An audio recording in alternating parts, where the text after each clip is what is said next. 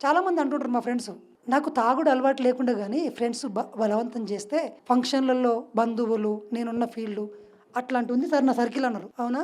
నా సర్కిల్ చూపిస్తా దా ఒకసారి అని చెప్పాను నేను. నా సర్కిల్‌లో కూడా ఉన్నారు ఫ్రెండ్సు.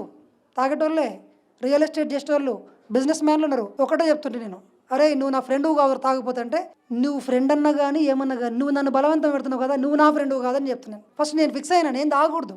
అవును సార్, మాంసం కదా తినకూడదు అన్నది. తాగితే ఏమైతుందని డౌట్ వస్తది చాలామందికి. మనము ఆల్రెడీ మత్తులో ఉన్నాం. ఈ మనసు అనే మత్తులో ఉన్నాం. ఆ మత్తులోంచి బయటపడనికనే ధ్యానంలోకి వచ్చినాం. మీ సూక్ష్మ శరీరాన్ని, మీ కాన్షియస్ మైండ్‌ని మొత్తం ష్రింక్ చేసి, మీ ఎరుక స్థాయిలు తగ్గించేసి, మిమ్మల్ని డెల్టా స్థాయి బీటా స్థాయిలో పడేసేయగలిగే ఒక శక్తివంతమైన పదార్థమే మత్తు మందు ఆల్కహాల్.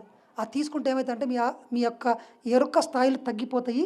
మీ ఎమోషనల్ ఇంబాలెన్స్ పెరిగి మీ క్రియేషన్ పవర్ తగ్గుతుంది. అండ్ ఆస్ట్రల్ ట్రావెలింగ్ అసలు ఎప్పటికీ జరగదు మీకు. రోజు రోజుకు ఆల్కహాల్ పర్సంటేజు ఆస్ట్రల్ బాడీలోకి వెళ్ళిపోతుందంట.